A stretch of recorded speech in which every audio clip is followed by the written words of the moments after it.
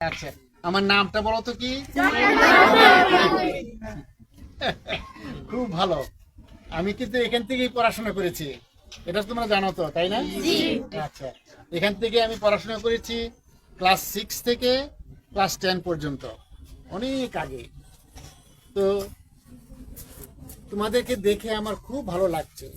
এই তোমাদের বয়সী কিন্তু তখন আমি যখন এখানে, তোমরা যেমন রোজ সকালবেলা চলে আসো স্কুলে, বন্ধু বান্ধবকে দেখবে, একসাথে পড়াশোনা করবে, আবার বিকালবেলা বাড়িতে ফিরে যাবে। আমারও কিন্তু ওরকম তোমাদের মতোই কিন্তু ইচ্ছা ছিল তখনও, আমিও তাই করতাম। তবে একটা জিনিস কিন্তু আমি করতাম, যেটা আহ, আমি ইচ্ছাকৃতভাবেই হয়তো করতাম, সেটা যতটা সম্ভব হয় পড়াশোনার প্রতি বেশি নজর দিতাম। কোথাও এখানে তো ইয়ে ছিল, ওই পাশে চা টি স্টল ছিল, আমি ভুলে গেছি, একজন হিন্দু লোকের। হ্যাঁ, আচ্ছা, হ্যাঁ, ওনার পুলিন বাবু, ওনার দোকান ছিল। তারপরে কত রকমের দোকান ছিল। তারপরে ইয়ে ছিল, স্যার আলতো স্যারের একটা বইয়ের দোকান ছিল। তারপরে তার সাথে একটা গ্রোসারির দোকান ছিল। এই সমস্ত ভর্তি ছিল। কিন্তু জানো, আমি কোনোদিন, আমার এই 5 বছর আমি কাটিয়ে গেছি, ওখানে কোনো জায়গায় কোনো দোকানে যে হল্লা দিইনি একদিনের জন্য। পুলিনদার এখানে শুধু যেতাম, আমার মা আমাকে টিফিনের জন্য কিছু পয়সা দিয়ে দিতেন। তো তখন পুলিন্দা করতেন কি, আমাকে বলতেন যে হুমায়ুন, তুমি কিন্তু চা খাবে না, তোমার বয়স কম, তোমাকে আমি ছানা খাওয়াবো। তো ওই পয়সা আম্মা দিতেন আমাকে, ওনাকে দিতাম, উনি আমার জন্য মানে এই ছানা তৈরি করে রাখতেন। এই শুধু ওনার দোকানে যেতাম যখন টিফিনের সময়, টিফিন খাওয়ার জন্য যখন খিদা লাগতো। আর সময়টা এই স্কুলের ভিতরেই পড়াশোনা নিয়ে ব্যস্ত থাকতাম, সারাক্ষণ শুধু পড়াশোনাই করতাম। আর নাগের গ্রামে ছিল বাড়ি, সেখানে গেলে পরে বিকেল বেলায় বা ছুটির দিন, যেদিন সেই ছুটির দিন হতো কি শুক্রবার দিন বোধ হয়, নাকি রোববার দিন, মনে নাই, শুক্রবার, আগে রবিবার ছিল, শনিবারে ছিল আধা দিন, আর শুক্রবার রোববারে ছিল পুরো দিন বন্ধ ছিল। তো তখন 1 ঘন্টা যেতাম খেলার জন্য, ওই তোমার ক্রিকেট খেলা, ক্রিকেটের আছে না তখন, ওই হাত দিয়ে বল তৈরি করা, বাঁশ দিয়ে ব্যাট তৈরি করা, এইসব খেলার জন্য ওই গ্রামের ছেলেরা একসঙ্গে হতো।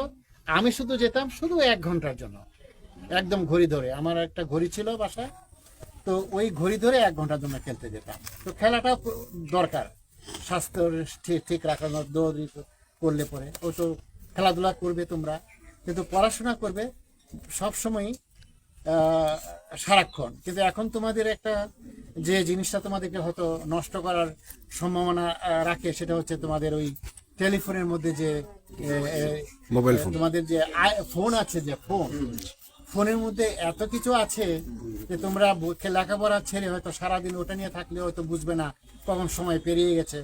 সেই পড়াশোনাটা তোমরা ঠিক মতো তৈরি করলে না, এই কোনোভাবে তৈরি করে ক্লাসে আসলে, এইভাবে যদি পড়ায় ফাঁকি দাও, আমি জানি তোমরা টেনে মেনে পাশ করবে এবং জীবনে উন্নতির মুখ কোনোদিন দেখতে পাবে না।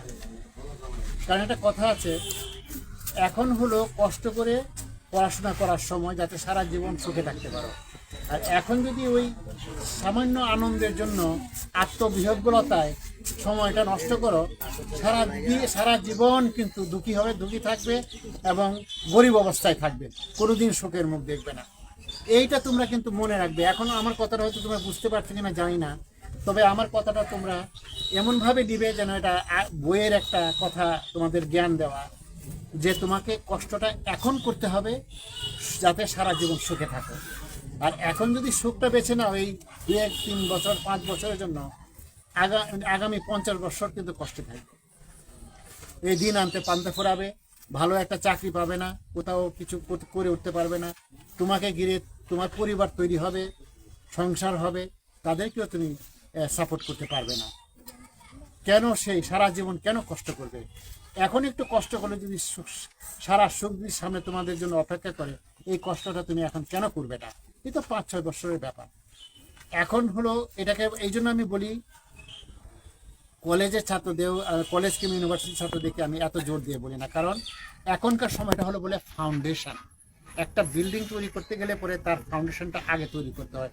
সে বিল্ডিংটা কয়তলা হবে, আর কয়তলা হবে এটা নির্ভর করে তুমি কতটা সুখে থাকতে চাও। এটা উদাহরণস্বরূপ বলছি। তুমি একটা অনেক বড় বিল্ডিং তৈরি করতে পারবে, কারণ তোমার যদি করতে হয় তারপর তোমার নিচের ফাউন্ডেশনটা যদি খুব শক্ত হয়, আর নাহলে বিল্ডিংটা বানাবে ওটা ধসে পড়বে, পুরো বিল্ডিংটাই পড়ে যাবে। তো এখনকার যে সময়টা পড়াশোনা করবে, এই ক্লাস 6 থেকে নিয়ে ক্লাস 10 পর্যন্ত, এটা হলো তোমাদের ফাউন্ডেশনটা তৈরি করতে হবে। তোমরা যখন মেয়েরা তোমরা সাজো, তোমাদের সাজনি দেওয়ার জন্য একটা ফাউন্ডেশন দিতে হয় না আগে? মনে হয় এটা শুনেছি আমার ওয়াইফের কাছে। এটা তো আমরা জানি না, ও আমাকে বলে থাকে একটা ফাউন্ডেশন দিতে হয়। ওই ফাউন্ডেশনটা দিয়ে তার উপর প্রসাধনী তোমাদের মাখতে হয়। ফাউন্ডেশনটা তোমরা কেন দাও? এই জন্য যে ওটা প্রসাধনীটাকে ধরে রাখে, আর না হলে ওটা দিলে পরে হয়তো বলে পড়ে যাবে, তাই না? জীবনের বেলাও কিন্তু এগুলোর সঙ্গে মিল আছে অনেক, যদি তোমরা চিন্তা করো। এখনকার ফাউন্ডেশন তৈরি করতে হলে পরে এই 5-6 বছর আদা জল খেয়ে পড়াশোনা করবে। এই ফোনের পিছনে যদি লেগে থাকো সারাক্ষণ, আর আমি দেখলাম মেয়েরা আরেক মানে ছেলেদের থেকে একটু বেশি ফোনে কথা বলতে পছন্দ করে। এটা আমার একটা ধারণা, কিন্তু সত্যি নাও হতে পারে। কিন্তু তোমরা ওটা করো না। এমনি তো দেখা হয় রোজ, সারাদিন ফোন নিয়ে তাদের সাথে কথা বলার কি মানে থাকতে পারে? তো কোথায় যে এত কথা পাও তোমরা, আমি তাও বুঝি না। আমি জানো 24 ঘন্টার মধ্যে 4টা কথা বলি না। এটা কেমন শোনা যায় শুনলে? টেলিফোন করা তো দূরের কথা, মুখ দিয়ে 4টা কথাও বলি না, 4টা ওয়ার্ডও বের করি না। কারণ আমি সারাক্ষণ ব্যস্ত থাকি, যা নিয়ে করি। আমার অনেক কঠিন অঙ্ক সলভ করতে হয়, সমাধান করতে হয়, বিজ্ঞানের কঠিন থিওরিগুলো আমি এসব করা। আমার ওই কার সঙ্গে অ্যাপয়েন্টমেন্ট হবে, কোথায় যাবো, আমার এগুলো করার আমার লোক আছে, ওগুলো তারা করে। আমার শুধু আমি কাজে ব্যস্ত থাকি। তো তোমরাও একদিন আমার মতো জায়গায়, আমার মতো বড় হতে পারবে, এরকম জায়গায় পৌঁছতে পারবে তোমরাও, আমার এই নীতিটা যদি মেনে থাকো। এটা কিন্তু কঠিন কিছু নীতি আমি তোমাদেরকে দেইনি। আমি এমন বলিনি যে তোমাদেরকে আমি একদম ধরে জলে ফেলে দিলাম, তা নয়, বা আগুনে ফেলে দিলাম, তা নয়। খুব সিম্পল নিয়ম, খুব সাধারণ নিয়ম, কিন্তু এটা কঠিন এই জন্য বলছি যে সবাই ফোন নিয়ে যখন ব্যস্ত, তখন তুমি একা করে না ব্যস্ত থাকাটা কেমন জানি একটা অস্বাভাবিক। তোমাকে সবাই হয়তো এক ঘরে করে রাখবে। আরে আমাকেও রেখেছে, কই তাতে কি হয়েছে? আমি কি এক ঘরে হয়ে আছি? সারা পৃথিবীর লোক আমাকে জানে। তো যারা তোমার সঙ্গে তোমার মতে একমত হবে না, তারা যে এক ঘরে করে রাখে, হোক। তুমি যদি জানো ওটা সঠিক পথ, তুমি সেই নিচে চলবে, যদি সেটা একাই হোক না কেন। আমি আমার সারাটা জীবন এই হাই স্কুল থেকে শুরু করে একা একা একা চলেছি। আমার বন্ধু বলতে কিছু লোক ছিল, কিন্তু ওই রকম না যে যে যার বাড়িতে রাত কাটাবো, এবারে এই ধরনের এইরকম ছিল না কেউ। কারণ আমার পড়াশোনাটা হলো আগে, বন্ধুত্বটা হলো পরে। এটা হলো আমার সবসময় ধর্ম ছিল। তোমরা তাই করবে।